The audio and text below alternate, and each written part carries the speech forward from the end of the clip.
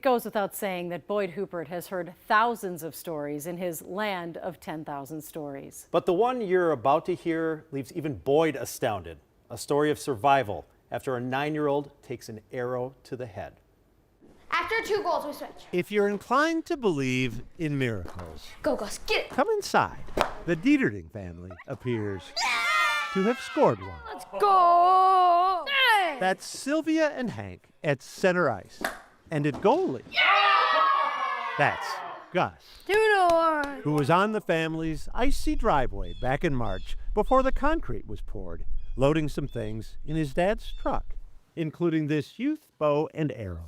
I think he was carrying everything at once, and the arrow we think was like right here, and he then fell right on it. Parents, Abby and Dave. I was vacuuming downstairs. Dave was getting dressed, and he came in, in a panic, like, whoa, lots of blood. He had a very small, cut on his head.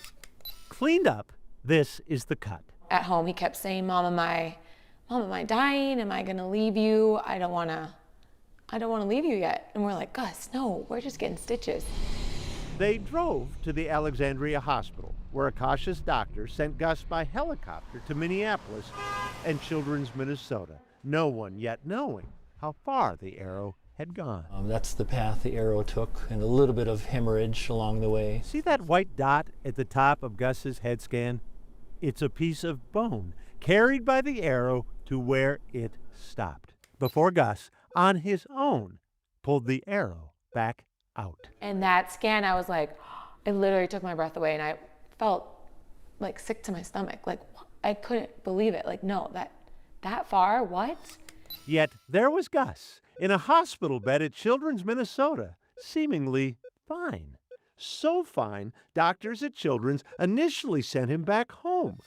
These scans weren't taken until his parents brought him back after Gus started vomiting, and doctors finally saw what they couldn't fathom. He looked too normal. Ken Maslanka is the doc who heads Children's Pediatric Intensive Care Unit. I would say in the 28 years I've been at Children's of Minnesota, I've never seen anything like this. Again, the arrow went through the middle of Gus's brain. All the sensory and motor function is all coming through here. It came within 2 centimeters of exiting the skull. Dr. Maslanka made a model showing the arrow's trajectory. So the carotid artery is right here. Had it hit that would have been death within minutes. If he'd seen this model without first knowing the outcome, I would say that this poor, unfortunate 9-year-old young man didn't survive this, based on what I see here. Yeah, this one was really cool, right? yet there's Gus I hope you feel better. rereading the get well cards from his school. The best hockey player I know. It's either fortune at a minimum, or it's heavenly presence of God controlling the direction of that arrow. Yeah. For Gus's parents, no question which. We know it didn't just happen. This is a miracle. Yeah.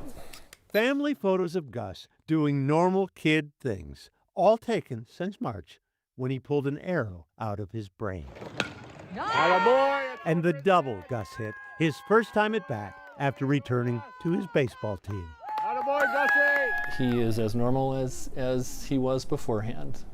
If you are inclined to believe in miracles, seldom will you see one clearer. It is a miracle. It's a miracle. Well, Gus spent 6 days at Children's Minnesota. A few weeks later, he was cleared to return to normal activities. His parents haven't pressed Gus to talk about the accident. He seems to prefer not to. The Dieterdings say there were other signs supporting their miracle conclusion, including a chaplain friend randomly inviting Gus's dad to lunch and giving him a blessing for peace and strength hours before the accident. That's incredible, Boyd. I wonder if even Gus didn't realize how far that went in. Yeah, I'm not sure that he did. And again, they haven't talked to him much about it when it comes up he doesn't seem to want to talk about, Yeah. which is completely Understand, understandable. yeah. I mean, he's 9 But he years seemed, old and he he's just gone through seemed this. to know something serious was happening, saying, "Mom, I don't want to die." Yeah. Like he knew. He knew a little more than, like, they were thinking this was superficial, just Yeah. just Looks like it on that one stitches. shot. Right? Yeah. What an incredible family, kid, and doctors, and thank goodness for that doctor in Alexandria that just said, "Let's just go get this He had checked." the right and- instinct, and you know, and at Children's, he looked so normal, like Right. functioning, talking, So there's- walking normally. It was hard for them to even fathom that it could have gone in that far until they saw the scans, and then everybody's jaw dropped when they Yeah, saw oh the And there's scans. nothing they think that's a permanent damage. Like everything appears normal. Now at this point, they think he's going to Fabulous. go on to live a normal life. I see why this story is one you were going to come in tonight. Right. Join us on Well set. worth it. Come every Monday if you Yeah. can.